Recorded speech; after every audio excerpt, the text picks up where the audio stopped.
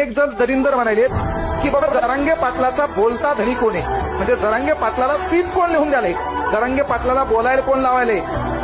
तर लक्षात घे बाब्या, जरांगे पाटलाला बोलायला कोण लावायले, जरांगे पाटलाला बोलायला कोण लावायले कळलं का.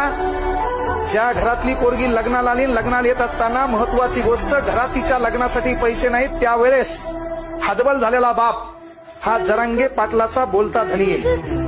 कळलं का. मार्क जास्त पडले पण तो नोकरी लागला नाही आणि त्या पोराचे अनेक प्रश्न निर्माण झाले. म्हणून त्या प्रश्नासाठी जॉब विचारणारा गोरगरिबाचा बाप जरांगे पाटलाचा बोलता धनी.